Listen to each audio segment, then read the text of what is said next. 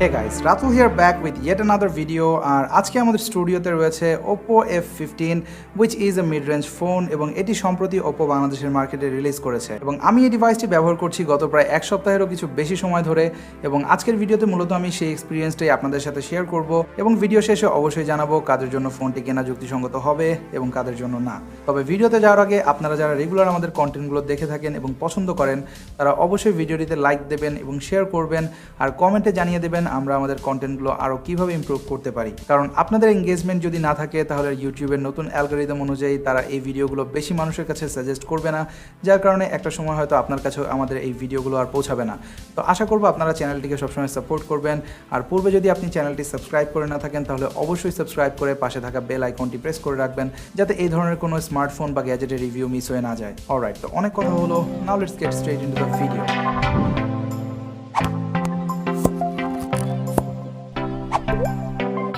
ওকে, তো সবসময়ের মতোই শুরু করব আনবক্সিং দিয়ে। দিস ইজ F15 বক্স যেমনটা দেখতে পাচ্ছেন এবং এর পেছন সাইডে বেশ কিছু হাইলাইটেড ফিচারও উল্লেখ করা রয়েছে, যেমন 48 megapixel quad camera, VOOC 3.0 fast charging, under display 3.0 fingerprint and full HD AMOLED display. তো বক্সটি ওপেন করে প্রথমে আপনারা পেয়ে যাবেন ছোট্ট একটি এনভেলপ যার ভেতরে আমরা যেমনটা এক্সপেক্ট করতে পারি রয়েছে একটি সিম ইজেকশন টুল আর কিছু পেপার ওয়ার্কের সাথে একটি সিলিকন কেস ডিভাইসটিকে প্রোটেক্ট করার জন্য। দেন অফকোর্স আপনারা পাচ্ছেন Oppo F15 ডিভাইসটি আর আমার এই ফোনটি ইউনিকর্ন হোয়াইট কালারের, যেটি আমার কাছে বেশ অ্যাট্রাকটিভ মনে হয়েছে। তো এটিকে আপাতত সাইডে রেখে দিচ্ছি। তো এরপর আপনারা পাচ্ছেন একটি USB type A to type C cable, একটি 3.5mm ইয়ারফোন যেটি বেশ আনইউজুয়াল এখনকার যুগে, কারণ এখন মার্কেটের প্রত্যেকটা ব্র্যান্ড শুধুমাত্র ইয়ারফোন না হেডফোন জ্যাক শুদ্ধ এলিমিনেট করছে। So this is definitely a good gesture from Oppo। Then of course আপনারা পেয়ে যাচ্ছেন একটি 20 ওয়াটের VOOC 3.0 fast charging brick. Alright, তো এই ছিল box content. Now let's talk about the design and build, যেটা আমার কাছে মনে হয়েছে এই ফোনটির one of the key selling point. তো Oppo F15 ডিভাইসটি হাতে নিয়ে প্রথম আপনি যে জিনিসটা ফিল করবেন তা হলো বেশ লাইট ওয়েট এই ফোনটি। যদিও অন পেপার এটি 172 গ্রাম, তবে এর ওয়েট ডিস্ট্রিবিউশন বেশ ভালো লেগেছে আমার কাছে। আর তাছাড়া এটি খুব একটা চওড়া না, যার কারণে হাতে বেশ কমফোর্টেবলি গ্রিপ করতে পারবেন আপনি। আর আরেকটা ব্যাপার আপনারা লক্ষ্য করবেন উইচ ইজ এর থিননেস। এটি 7.9 মিলিমিটারের একটি ফোন। আমরা কয়েক বছর আগে যদি চলে যাই তাহলে একটা সময় ফোন কে কত বেশি থিন করতে পারে এটা নিয়ে একটা কম্পিটিশন ছিল প্রত্যেকটা ব্র্যান্ডের মধ্যে, এবং তার পরবর্তীতে যখন ইউজাররা অনেক বেশি ব্যাটারি ডিমান্ড করা শুরু করলো তখন থেকে কিন্তু ফোনের থিকনেস বেড়ে চলেছে এবং সেই ট্রেন্ডটা এখনো পর্যন্ত চলছে। তবে সেই ডিভাইসগুলোর ভিড়ে ওপর এই থিন ডিজাইনটা আমার কাছে বেশ রিফ্রেশিং মনে হয়েছে। যদিও এর রেয়ার পার্টটা প্লাস্টিকের এবং গ্লসি প্লাস্টিক, সো অনেক বেশি স্ক্র্যাচ হওয়ার চান্স রয়েছে এই ফোনটিতে। তবে এই সেগমেন্টের অন্যান্য ব্র্যান্ডের ফোনেও আমরা রিসেন্টলি দেখেছি প্লাস্টিক ব্যাগ এবং ইউজাররা খুব একটা মাইন্ড করছে না, বিকজ এটিতে একটা সুবিধাও রয়েছে, হাত থেকে পড়লে ভাঙার চান্সটা অনেকটাই কম। সো আমার মনে হয় না এই ব্যাপারটা নিয়ে ইউজার এন্ড থেকেও কোনো রকম কমপ্লেইন থাকবে। তবে যেমনটা দেখতে পাচ্ছেন আমার এই রিভিউ ইউনিট অর্থাৎ ইউনিকর্ন হোয়াইট কালারটি বেশ চমৎকার দেখতে এবং ওভারঅল বেশ মিনিমাল একটা ডিজাইন দেওয়া হয়েছে এই ফোনটিতে এবং এতে রয়েছে কোয়াড ক্যামেরা সেট আপ রেয়ারে যেমনটা দেখতে পাচ্ছেন। আর এই রেয়ার পার্টিও বাম্পারের সাথে বেশ স্মুথলি ব্লেন্ড করা হয়েছে, যার কারণে হাতে আপনি খুব বেশি এজি ফিল পাবেন না। বাটন প্লেসমেন্টগুলো বেশ কনভিনিয়েন্ট পজিশনে ছিল, as you can see easily আপনার থাম্ব পৌঁছে যাবে পাওয়ার বাটনে। তাছাড়া লেফট সাইডে থাকা ভলিউম রকারটি ঠিক ওপরেই রয়েছে সিম ট্রে, যেখানে অ্যাড করা হয়েছে dedicated micro SD card slot. Bottom পোর্শনে আপনারা পেয়ে যাচ্ছেন 3.5mm এর অডিও পোর্ট, যেহেতু এর বক্সে আপনারা ইনক্লুডেড পাচ্ছেন ইয়ারফোন, থাকছে প্রাইমারি মাইক্রোফোন এবং USB টাইপ C পোর্ট, যেটি দিয়ে ডিভাইসটি আপনারা ফাস্ট চার্জ করতে পারবেন মাত্র 30 মিনিটে 50%। অ্যান্ড অফকোর্স একটি বটম ফায়ারিং স্পিকার, যার সাউন্ড আমার কাছে অ্যাভারেজ মনে হয়েছে। F15 এর ফ্রন্টে দেওয়া হয়েছে 6.4 ইঞ্চের একটি অ্যামোলেড ডিসপ্লে, যার কালার রিপ্রোডাকশন অ্যামোলেড অনুযায়ী যথেষ্ট ভাইব্রেন্ট অ্যান্ড ভিভিড ছিল। আর তাছাড়া এতে touch latency and all that বেশ ভালো লেগেছে আমার কাছে। ওভারঅল ভিউইং অ্যাঙ্গেলও ভালো, আপনি বাইরে গেলে আউটডোর ভিজিবিলিটি নিয়েও খুব একটা ইস্যু হবে না, যেহেতু ব্রাইটনেসও ছিল ডিসেন্ট এনাফ। সো আপনারা এতে যে কোনো ধরনের গেমিং বা মিডিয়া কনজামশন বেশ ভালোভাবে এনজয় করবেন। আর F15 আপনারা ওয়াইড বাইন সিকিউরিটি লেভেল 1ও পেয়ে যাচ্ছেন। সো নেটফ্লিক্সে যারা মুভি দেখতে চান এইচডি কোয়ালিটিতে তারাও এবার এনজয় করতে পারবেন নেটফ্লিক্স বা অ্যামাজন প্রাইমের এইচডি কন্টেন্টগুলো। আর এতে অ্যামোলেড ডিসপ্লে থাকায় আন্ডার ডিসপ্লে ফিঙ্গারপ্রিন্টও পেয়ে যাচ্ছেন, যার স্পিড বেশ ফাস্ট ছিল। আর তাছাড়া ফ্রন্ট ক্যামেরা বেসড ফেস আনলকও থাকছে এতে। অলরাইট, তো ডিজাইন অ্যান্ড বিল্ড নিয়ে অনেক কথা হলো। Now let's move on to its camera. তো যেমনটা দেখতে পাচ্ছেন এর রিয়ারে রয়েছে কোয়াড ক্যামেরা সেটআপ এবং এখানেও প্রাইমারি সেন্সরটি 48 মেগাপিক্সেলের f1.8 এর সেন্সর, থাকছে 8 মেগাপিক্সেলের একটি আলট্রা ওয়াইড ক্যামেরা, থাকছে 2 মেগাপিক্সেলের ডেপথ সেন্সর এবং 2 মেগাপিক্সেলের একটি ব্ল্যাক অ্যান্ড হোয়াইট সেন্সর, যেটি ফটোগুলোতে ওভারঅল বেটার ডিটেল ক্যাপচার করতে হেল্প করবে। সো যেমনটা আপনারা এর রেজাল্টগুলোতে দেখতে পাচ্ছেন, এটি বেশ ডিসেন্ট রেজাল্ট দিয়েছে ডে লাইটে।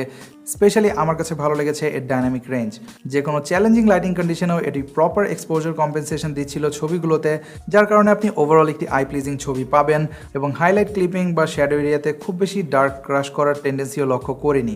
যদিও ছবিগুলোর কালার রিপ্রোডাকশন আরেকটু স্যাচুরেটেড হলে বা ভিভিড হলে আমার মনে হয় বেশি আই প্লিজিং লাগতো আমার কাছে, তবে সেটি আপনারা ইজিলি চাইলে পোস্ট প্রসেসিংয়ে অ্যাড করে নিতে পারবেন। So it's not a big deal.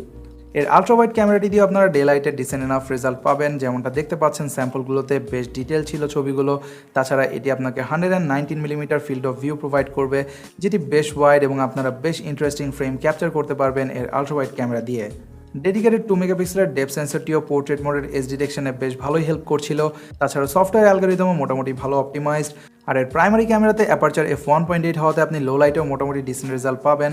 খুব একটা নয়েজ ছবিগুলোতে পাইনি, যদিও হায়ার মেগাপিক্সেলের ক্যামেরাগুলোতে নয়েজ আসা খুবই ইউজুয়াল। আর আপনি যদি খুব বেশি ডার্কার সিচুয়েশনে ছবি তোলেন সেই ক্ষেত্রে হয়তো বেশি নয়েজ আসবে, তো আপনারা নাইট মোড অন করে নিতে পারেন, সেক্ষেত্রে মোটামুটি ডিটেল ছবি পাবেন। তবে যে স্যাম্পলটি দেখতে পাচ্ছেন এটি একেবারে ডার্কার কন্ডিশনে তোলা, সো সেই হিসেবে কিন্তু এটি বেশ ভালোই ক্যাপচার করেছে ইমেজটি। তবে এর রিয়ার ক্যামেরা থেকেও আমার কাছে ভালো লেগেছে এর ফ্রন্ট ক্যামেরার রেজাল্টগুলো। যেমনটা দেখতে পাচ্ছেন স্কিন স্মুথিং বা বিউটি মোডটা অফ করে তুললে আপনি বেশ ভালো ডিটেল ছবি পাবেন। স্কিন টোন বেশ ন্যাচারাল দেয়, যেটা আমরা ওপো ফোনগুলোতে প্রিভিয়াসলি দেখেছি যে কিছুটা তারা ব্রাইট করে ফেলে স্কিনটি, এটিতে সেটি অনেকটাই কম, যার কারণে আপনি ন্যাচারাল স্কিন টোন পাবেন। তাছাড়া ডে লাইট বা লো লাইট বোথ কন্ডিশনে ডিটেল বেশ ভালো পাচ্ছিলাম। আর তাছাড়া রিয়ার ক্যামেরার মতো এর ফ্রন্ট ফেসিং ক্যামেরা দিয়েও আপনারা পোর্ট্রেট মোডে ছবি তুলতে পারবেন, যেটি ডে লাইটে আবারও বেশ ভালো এজ ডিটেকশন দিয়েছে। তবে এতে একটা ডিসঅ্যাপয়েন্টিং ব্যাপার ছিল, তা হলো এর রিয়ার ক্যামেরা দিয়েও আপনারা 4K ভিডিও রেকর্ডিং করতে পারবেন না। ভিডিও ক্যাপচার করা যাবে 1080p 30 fps পর্যন্ত, যা এই বাজেটের অনেক ফোনে আপনাকে 4K ভিডিও রেকর্ডিং অফার করছে। Alright, now let's talk about the performance. তো F15 আপনারা পেয়ে যাচ্ছেন হেলিও P70, যা স্ন্যাপড্রাগন 675 এর ইকুইভ্যালেন্ট অনেকটাই। আর অক্টা-কোর এই চিপসেটটির সাথে জিপিইউ এমবেডেড রয়েছে মালি G72 MP3। তবে গুড নিউজ হলো এতে আপনারা র্যাম পাচ্ছেন ওয়াপিং 8 GB আর স্টোরেজ থাকছে 128 GB UFS 2.1, যা ওভারঅল পারফরমেন্সে ডেফিনেটলি একটা ইম্প্যাক্ট ফেলবে। সো যেমনটা দেখতে পাচ্ছেন এর colour OS 6 on top of Android 9 বেশ ভালোই স্মুথলি রান করতে পারছিল, মেজর কোনো ল্যাগ বা হিকাপ একেবারেই পাইনি। আর ওভারঅল UI ট্রানজিশন অ্যানিমেশনগুলো বেশ স্মুথ লেগেছে। আর পার্টিকুলারলি ভালো লেগেছে এর মাল্টিটাস্কিং, কারণ 8 GB র্যাম থাকায় অনেক বেশি অ্যাপকে মেমোরিতে ধরে রাখতে পারছিল এই ফোনটি। সো আপনারা যারা অনেক বেশি মাল্টিটাস্কিং করে থাকেন তাদের জন্য ডেফিনেটলি এটা অনেক বেশি হেল্প করবে। যদিও এতে থাকা মালি G72 MP3 এই বাজেটে অনেক বেশি ভালো না গেমিং এর জন্য, তবে ওপো এই ফোনটিতে গেম বুস্ট 2.0 অ্যাড করেছে। আর তাছাড়া আপনারা যদি হাই পারফরমেন্স মোডে গেম খেলেন সেই ক্ষেত্রে high end game like Asphalt 9 বা পাবজি বেশ ভালোভাবেই খেলতে পারবেন, যদিও হাইয়েস্ট সেটিংয়ে দিলে ফ্রেম ড্রপ ডেফিনেটলি লক্ষ্য করবেন। সো ইন্টেন্সিভ গেমাররা হয়তো এই বাজেটের কোনো অফিসিয়াল ফোনে গেমিং পারফরমেন্সে 100% স্যাটিসফাইড হবেন না, এবং এটিও তার ব্যতিক্রম না। বাট আই এম শিওর এই বাজেটের সব ইউজাররা গেমার না, তো সেসব রেগুলার ইউজারদের জন্য এর পারফরমেন্স মোর দেন এনাফ।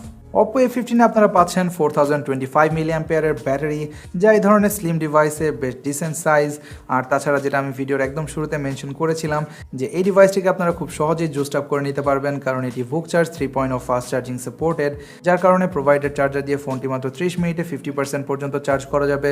আর 100% চার্জ হতে সময় নেবে 1 ঘন্টার কিছু বেশি। সো চার্জিং নিয়ে কোনো ইস্যু থাকছে না। আর ইউসেজের কথা যদি বলতে হয় তাহলে আমি এতে হেভি ইউজেও একদিনের মতো ব্যাটারি ইজিলি পেয়েছি। আর আপনারা যারা মডারেট ইউজার রয়েছেন, অর্থাৎ টুকটাক গেম খেলে থাকেন তাদের ফোনে, বা ছবি তুলে থাকেন অথবা সোশ্যাল মিডিয়া ব্রাউজ করে থাকেন, তাদের জন্য ফোনটি ইজিলি একদিনের বেশি ব্যাটারি লাইফ দিতে সক্ষম। সো ব্যাটারি সেকশনও মেজর কোনো কমপ্লেইন পাইনি। ওকে, তো ভিডিওর একদম শেষে এসে পৌঁছেছি আমরা, এবং এখন একটু সাম আপ করা যাক যে ডিভাইসটি কাদের জন্য বা কাদের জন্য না। তো যেটা আমি পারফরমেন্স সেকশনে একটু আগে বললাম যে যারা গেমিং করে থাকেন খুব বেশি ইন্টেন্সিভলি, তারা হয়তো অফিসিয়াল কোনো ফোনেই এর থেকে বেটার পারফরমেন্স পাবেন না। সো সেই সেন্সে এটা আপনাকে ওকে পারফরমেন্স অফার করছে। তবে সেই ধরনের ইউজার ছাড়া বাকি যারা রয়েছেন, অর্থাৎ আপনারা যারা মিড রেঞ্জে অফিসিয়াল একটি ফোন খুঁজছেন যেটি দেখতে বেশ গুড লুকিং এবং ওভারঅল গুড ক্যামেরা এবং ডিসেন্ট এনাফ পারফরমেন্স প্রোভাইড করবে, সো তাদের জন্য আমার মনে হয় Oppo F15 বেশ ভালো চয়েস হতে পারে। তারপরও কিনবেন কিনা সেই ডিসিশন অ্যাজ অলওয়েজ আপনাদের উপর। তো গাইজ, এই ছিল Oppo F15 নিয়ে বিস্তারিত। আপনাদের কাছে ফোনটি কেমন লাগলো লাগলো অবশ্যই কমেন্ট সেকশনে জানাবেন, বা এর কোন ফিচারটি আপনার কাছে সবথেকে ভালো লেগেছে বা খারাপ লেগেছে সেটিও কমেন্ট সেকশনে জানাতে পারেন। আর আমাদের চ্যানেলটি সাবস্ক্রাইব করে না থাকলে অবশ্যই সাবস্ক্রাইব করে পাশে থাকা বেল আইকনটি প্রেস করে রাখবেন, যাতে পরবর্তীতে আমি এই ধরনের কোনো স্মার্টফোন বা গ্যাজেটের রিভিউ নিয়ে আসলে সেটি মিস হয়ে না যায়। তো সে পর্যন্ত সবাই অনেক